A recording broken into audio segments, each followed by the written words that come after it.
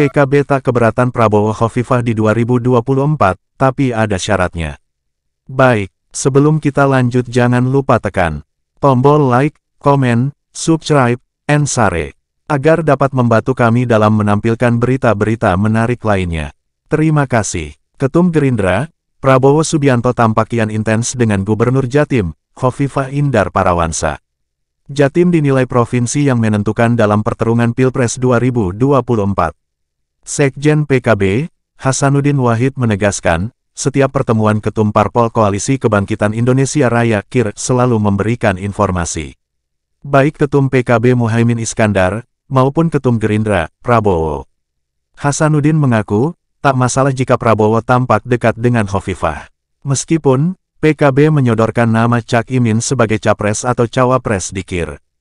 Enggak khawatir, kan sudah ada diktum bahwa capres-cawapres ditentukan oleh Pak Muhaimin dan Pak Prabowo.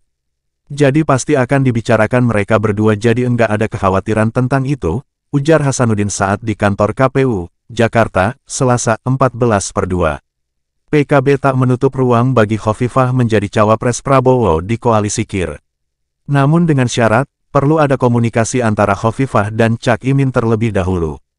Kalau Khofifah mau ke PKB berdialog dengan Cak Imin kemudian itu dia lakukan, ia belum tahu seperti apa, kata Hasanuddin.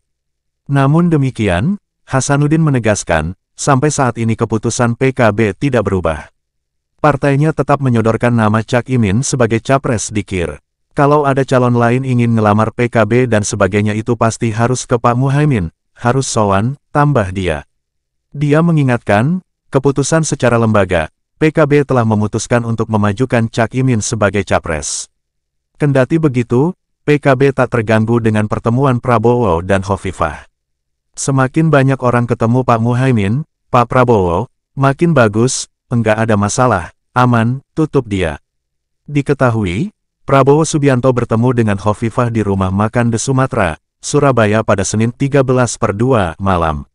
Dalam pertemuan empat mata tersebut, baik Prabowo maupun Khofifah mengaku tak membahas soal agenda pemilihan presiden Pilpres 2024 mendatang. Pertemuan yang berlangsung selama 90 menit itu disebut berjalan sangat ganyang.